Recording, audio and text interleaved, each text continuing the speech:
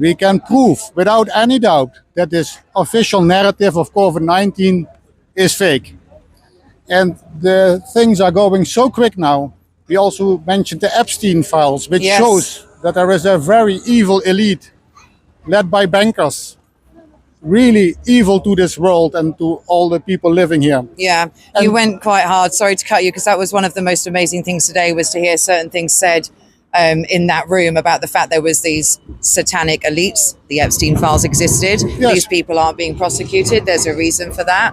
And there's also a reason they're not saying anything. But you said what you said, and you left the justices, I'm not sure what you call your judges, left them with a thought, and it said that you have to decide who are the children of God and who are the children of the devil. Yes. And you were very heart-led and spirit-led, but also brutal with the truth. And it needs to be told in that way, and it's unlike anything I've ever seen.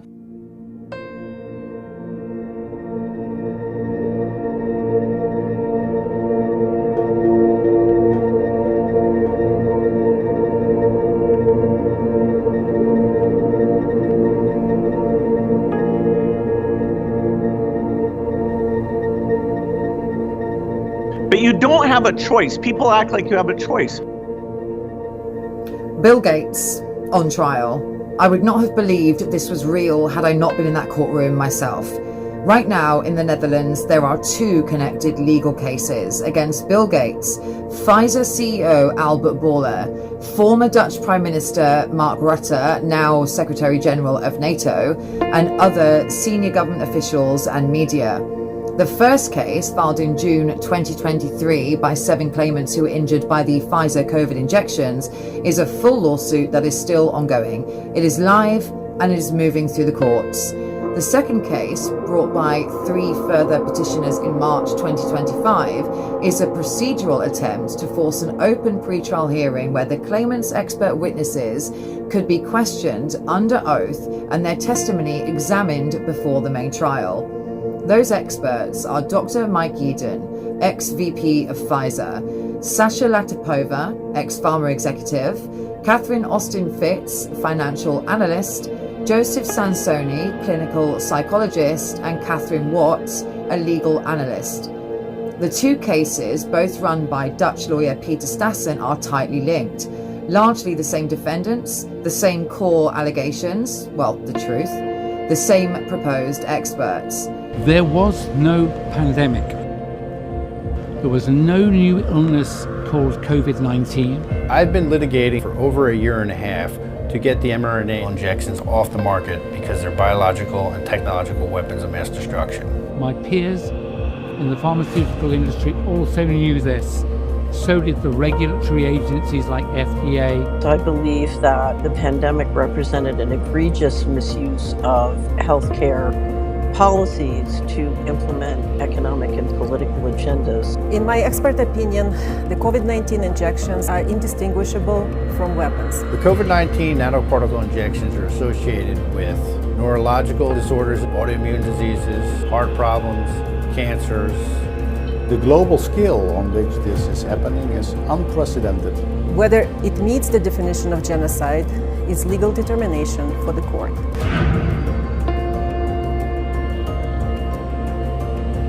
They come from the political, pharmaceutical, media and business sector.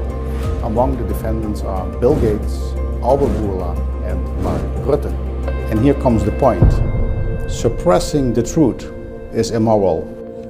The 9th of March hearing was a procedural appeal asking the higher court to overturn a lower court decision that had refused the early evidence hearing application. No experts were required to testify on the 9th, although Sasha Latipova and Joseph Sansoni attended in person, as the hearing consisted solely of legal submissions from counsel to appeal the lower court's decision. Peter told me he will do everything he can to ensure the experts are heard in open court. The 9th of March appeal hearing, what I'm speaking to you about now, its outcome is not the final battle. The main lawsuit is still very much alive, and the next hearing is in October 2026. In a nutshell, and putting it mildly, The claimants are accusing Bill Gates, Albert Bourla, the Dutch state, and the media of unlawfully misleading the public through propaganda, fabrication, and a fake narrative, of lying about the safety and efficacy of the COVID jabs, ultimately leading to serious physical and psychological harm. They are asking the court to formally declare that unlawful wrongdoing occurred and to make the defendants legally accountable for the consequences. On 9th of March, Peter Stassen opened the appeal by sharply criticising the defendants' absence. But this is a civil case, and figures like Bill Gates and Albert Bourla weren't likely to attend in person. What matters is that their legal teams were there. They are formally before the court. They are defendants. They have lawyers. Jurisdiction has been confirmed. Their physical absence, no matter how disrespectful, did not and will not stop this case. In Peter Stassen's pleadings, read aloud in court, he came out swinging. He attacked, with evidence, the fraudulent PCR test as a diagnostic tool. He attacked the entire COVID narrative as fake. He stated it was pre-planned and part of a wider global project called the Great Reset. He called the COVID jab a bioweapon, a crime against humanity, and he called the global elites satanic. He named the Epstein files and Epstein's role. He put all this truth on the record in open court, and to hear this truth blow by blow spoken aloud to appellate judges in a high court is unprecedented. I need to share some of what he said, his exact words, though hearing them from me cannot capture the force with which they were delivered in open court. In court, lawyer Peter Stassen said, on the Global Elite Network, there is a globally organized malicious elite. At the top of this elite are at least some of the families who own the central banks worldwide. On Jeffrey Epstein, he said, Mr. Epstein plays an important role in this network. He is the banker's agent. Epstein is shaping the transhuman agenda, which is largely driven by the desire to eradicate much of the world's population. On a satanic system, he said, bankers, secret services, media, Hollywood figures, government officials, universities, and many scientists are corruptly connected to this network and serve this transhuman, let's just say satanic, mind-bending system. On COVID and genocide, he said, we are witnessing the largest genocide of the world's population ever. This is a key component of the COVID-19 agenda, which the defendants are executing.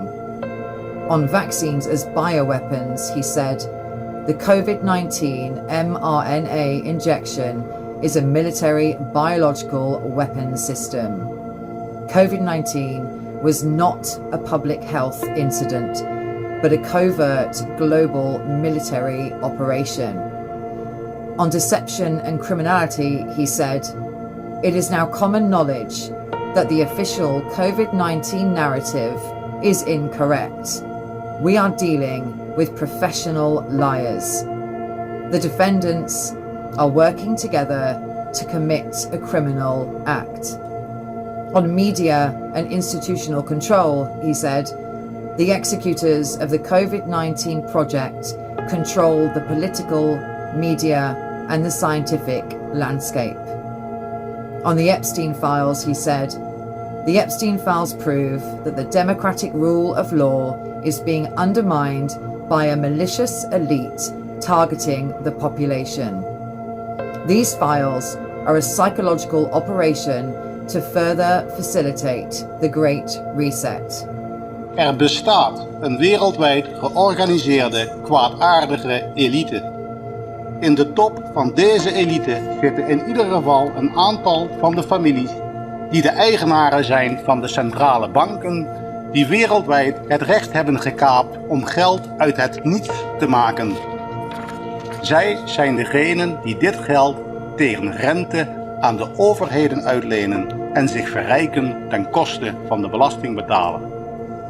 De heer Epstein vervult een belangrijke rol in dit netwerk. Hij is zaakbehartiger van de bankiers en ook een zeer belangrijk persoon bij de trilaterale commissie die door de Rockefellers, eveneens een bankiersfamilie, in het leven is geroepen. De heer Epstein is een zelfverklaard transhumanist. Iemand die niets op heeft met de schepping van de mens, tenzij deze tot de geldadel behoort. In opdracht van zijn superieuren geeft Epstein vorm aan de transhumane agenda, die voor een belangrijk deel wordt gevormd door de wens om de wereldbevolking grotendeels uit te roeien. Deze transhumane agenda is een belangrijk deel van de Great Reset agenda, waarvan verweerders uitvoerders zijn. Nu zijn deze Epstein-files voor een deel, circa 3,5 miljoen van de meer dan 5 miljoen pagina's, met veel zwarte strepen vrijgegeven. En deze files getuigen van betrokkenheid van bankiers, geheime diensten, media, Hollywoodfiguren, overheidsfunctionarissen, universiteiten en ook vele zogenaamde wetenschappers, die allemaal op corrupte wijze in dit netwerk zijn verbonden en in dienst staan van dit transhumane, zeg maar gerust satanische gedachtegoed. Iedereen die de rechtvaardigheid niet doet, is niet uit God, evenmin als hij die zijn broeder niet lief heeft. En hier aan deze zijde wordt geen rechtvaardigheid gedaan bij het verweer dat men maar voert. Men had deze deskundigen moeten omarmen, omdat zij de waarheid lief hebben. En dan moet u zelf maar beslissen wie hier de kinderen van God zijn en wie hier de kinderen van de duivel zijn. As I sat in the courtroom with headphones in my ears and the English translation, I was sitting directly behind Peter Stassen, and in the front row next to Sasha Latipova, I felt his words physically. I had goosebumps, sharp intakes of breath, and a little shock, really, at what he stated so confidently and unwaveringly and so bravely in that room. For the first time in 6 years, I felt we are getting so close to the exposure some of us have fought, suffered, and waited for. The most expensive propaganda campaign in human history, the millions dead, likely billions harmed. Some of us stood against it from the outset and have waited for a moment like this, not truly, really believing it would ever happen. We are still far from justice. But the point is, these words were spoken in such a place, in a public domain, and as usual, it's our job to make sure it's seen and heard, because the media is predictably silent. In response to Stassen's statement, of course, the defendant's lawyers stonewalled completely. Not surprising, it's textbook strategy. The less they say, the less they have to prove. Delay, obfuscate, run down the clock. Anyone who understands hard litigation like Peter sees it for what it is. Their aim is simple: drag this out, commit to nothing, give away as little as possible, but they won't be able to hide like that for much longer. Sooner or later, they'll have to put evidence and a full defense on the table. Instead, they fixated on attacking Stassen's litigation style, nitpicking procedure, and repeating the same tired lines that there was a pandemic and that the jabs were safe and effective. That was the entirety of their play. De ziekte COVID-19 bestaat. Er is een pandemie geweest en de vaccins tegen COVID-19 zijn veilig en effectief. Mrs. Murring, speaking on behalf of the defendants, who was one of 9 lawyers in the room, spoke for about 3 minutes. Some were shocked by this brief response, but Peter wasn't. I mean, I wasn't. It's simply a tactic that will only last for so long. And of course, the mainstream media was not present and is silent. Of course they won't touch it. People shouldn't be shocked by that. So I spoke to Peter afterwards, and I have absolutely no shame, but I am truly fangirling at this point, as you can probably tell. We have 2 procedures. One already started in June 2023. It's a main procedure where the central thesis is COVID-19 is not a disease but a project. And the defendants in that case are executors of this COVID-19 project. And this main litigation is already going on for over 2 years. And what is very important is that this narrative that our opponents have, the COVID-19 narrative, is so strong. They have so many scientists backing this up, but these are not true scientists. Mm-hmm. These are fanatici. Yeah. And we need to break through that. So I had the luck that 3 other clients came to me and they said, well, we maybe also want such a litigation, but we don't know if it will succeed. And especially for this question, we have in the Netherlands a procedure which only gathers evidence. And I thought that's a really great idea, because if we start with the evidence, because it's all about evidence, then the litigation that they want, we can already know that they will win it, because if you have the evidence, then you win. So what is really important about evidence? Really important is that you have evidence that was made by experts before a court, under oath, with the possibilities of the defendants to say and ask what they want to say, to have contra-experts. So I thought, yeah, we have a procedure in the Netherlands which is only about evidence, so I will start it. And the good thing, if you look in the law says you will win this procedure except when you abuse the law. So I thought this cannot be a problem, because there is no abuse here whatsoever. So we started this litigation at the court in Leeuwarden, and we put forward the 5 experts you already introduced. And I thought this must be good.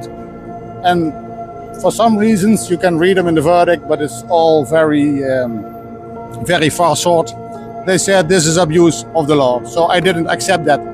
For my clients, I cannot accept such a verdict in such a principal case.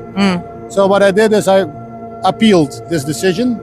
And then I have the problem that in the law is stated you cannot appeal. So, but luckily in the Netherlands, we also have a kind of case law which says if there are fundamental rights in a litigation, if they are damaged, then we can do this. So, And would that be, is it Article 6? Have you argued Article 6? Article right 6 to I fair have trial? argued, but there's one even far more fundamental norm in law. And this is that every party is obliged to tell the truth. So you need to tell the truth to the judge so that he can make an informed decision. Yeah. And this is where it all bottles down. What happens is that we can now, with the facts which are generally known, we can prove without any doubt that this official narrative of COVID-19 is fake. And the things are going so quick now. We also mentioned the Epstein files, which shows that there is a very evil elite led by bankers, really evil to this world and to all the people living here. Yeah, you went quite hard. Sorry to cut you, because that was one of the most amazing things today, was to hear certain things said in that room about the fact there was these satanic elites. The Epstein files existed. Yes. These people aren't being prosecuted. There's a reason for that. And there's also a reason they're not saying anything. But you said what you said, and you left the justices, I'm not sure what you call your judges, left them with a thought, and it said that you have to decide who are the children of God and who are the children of the devil. Yes. And you were very heart-led and spirit-led, but also brutal with the truth. And it needs to be told in that way, and it's unlike anything I've ever seen. We don't have a procedure at all like this in the United Kingdom to try to get evidence on record before any kind of hearing. And obviously it's connected to the other case that you have with the 7 plaintiffs who are obviously injured, any bereaved. I think one of them has passed away. Yes. And that's the most tragic thing as well. Lots of people know about the censorship and the silencing of this and the pain that people suffer. But you are unlike any lawyer I have ever met before. Thank you. And I was typing, so everyone will see what you said and what the court said to you today in English. I was fast typing the whole thing for the translation. But you had 9 lawyers. I think it was 9 for the defendants. For the other parties, yes. And just yourself. And yeah, you did an incredible job. But I love what you said in that courtroom today. Yeah, because if you look at what's really happening, this is historic. Because I put in this court, in this high court, I put the evidences of Sasha Latipova. I put all the videos in. I put the evidence of Catherine Watt, and all the evidence is there lying that it's truly a bioweapon. Yeah. That's the point. In fact, it was already proven when I walked into the court.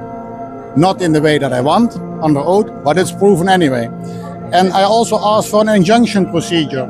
And what I now can show, and that's of course the situation for the defendants, I can show very clear that they all stick together, say nothing, the evidence is lying on the table. Yeah. And you can make very clear to the judge that what you are looking at is in fact the exercise of the mafia code, because that's what's really happening.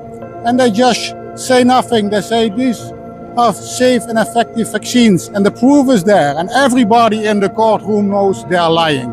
And this is something I want to very clearly point out. So my first job is to show the judges that they don't speak the truth. And I think nobody can deny that. That was very clear in this court hearing, and the evidence is there. And if you don't speak the truth and you lie to the judges and you twist the legal system, that's what happened in first instance, then this court needs to appeal this decision. And I think we could make this very clear, and that was also great that some of the experts were in the courtroom, that there was a lot of support for this case. And now it's already proven that they do not react, they do not take care of the civilians.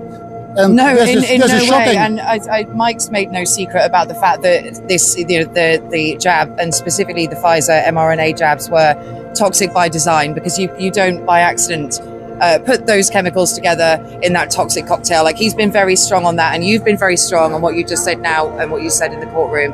And like I say, it was epic to be in there today to listen to that, to say that the narrative is all a lie. It's all based on a lie. And the last point is that the other side had nothing to say today. They had nothing to offer. You had someone appear on the screen for Albert Baller, I think. Yeah, it was a Pfizer legal representation. yes. Yeah, and somebody else as well. But out of those 9 lawyers, you had that one woman speak for perhaps, I don't know, 3-4 minutes. Exactly. And they're not offering anything. They're not speaking about anything, because if they did offer evidence, obviously we know that, or you know, that you and the expert witnesses We would crush it, for sure. could absolutely, and that's what's going to happen as well. So I've got all the faith. And just last words for people that are watching in the United Kingdom. Yeah, it's great if you look at this case and follow it. We will really try to do our best to bring out the truth, and I'm committed to not stop. Thank you. Thank you so much. It's been amazing to be a part of this today. Thank you. Thank you. I am deeply grateful that I was invited to be a part of this, to witness this historic moment. As a law student, as someone who has spent 6 years fighting for truth, justice and freedom, being arrested, charged, convicted repeatedly, being ostracized, hated, headlines that were meant to mock and humiliate me, that only spurred me on, really. I was called an anti-vax conspiracy theorist, as were so many of you. So this moment felt like something else entirely. Not victory, not yet, but vindication. Such truth put on record and spoken in a high court, unlike anything I have ever experienced. At the press conference afterwards, Peter broke down exactly what had just happened in court and doubled down without hesitation. He put it bluntly, publicly, and on the record once again. Today was, I think, historic. And why it was historic? Because we had the chance to be very clear and to show very well what is actually happening if we look at the role of our defendants, which are executors of the project COVID-19, the Great Reset. Before we went in the courtroom, and Abe already said it was an appeal, there was the evidence of our great experts, Sasha Latipova, Joseph Sanson, Catherine Austin-Fist, Catherine Watt, and who I forget? Mike Eden. The great Mike Eden. This evidence was lying there in the court. The judges had seen it, and they know that COVID-19 is not a vaccine, but a bioweapon. That's the sad truth. And what's more fundamental than the truth? There's nothing more fundamental than the truth, because without truth, you cannot have a fair trial. That's impossible. So, my basic argumentation is there was no truth. So this was not a fair trial. And what I did today is I explained to the judges, the Raadsheren as we call them in the Netherlands, that the official COVID-19 narrative is fake. Explained that we nowadays have the Epstein files, and this is a novum.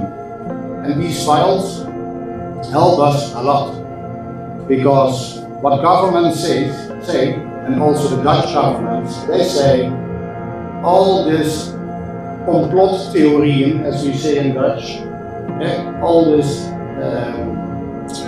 conspiracies, thank you, I have the best audience in the world. And all these conspiracies are not true.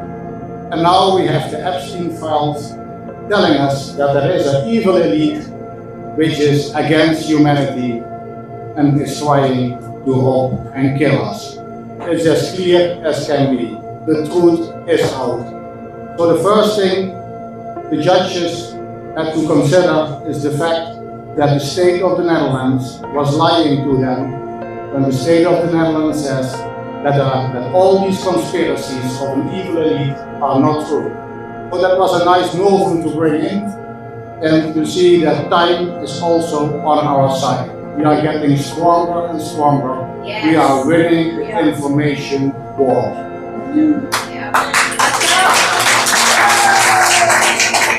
Judgment on the appeal will be delivered on the 9th of April. The main lawsuit continues in October, and yes, I will be following and covering both all the way until the very end. I am also a realist. In the past 6 years, we have all seen far too much to keep pretending otherwise. Illusions are gone. Trust is gone. Whatever the outcome of these hearings, these cases, they already matter, because they have exposed fault lines that can no longer be hidden. Even if they are silenced, even if they are distorted, even if they are buried, especially then. Because truth that must be buried is truth that was dangerous enough to matter.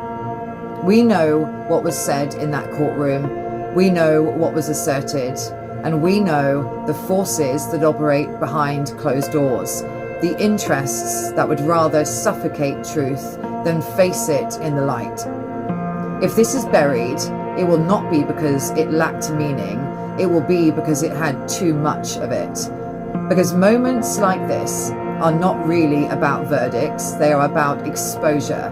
They are about testing whether institutions still have the spine to withstand pressure, or whether they fold when it matters most. And everyone is watching.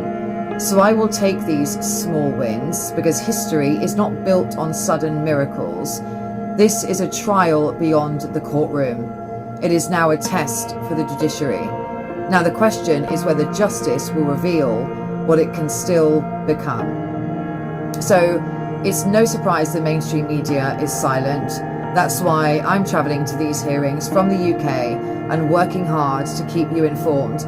It also makes it our responsibility to push this out. So please share this, please share the links, please share the information. I strongly urge you to follow the expert witnesses' work. You can find information on my website at covyleaks.co.uk under the narrative on trial, with much, much more to come. So please keep talking about this, keep watching, keep sharing. What happened in Amsterdam Court of Appeal will not end there. It will echo, because sometimes precedent is not declared, it is forged. And history remembers exactly who stood firm and who chose to kneel.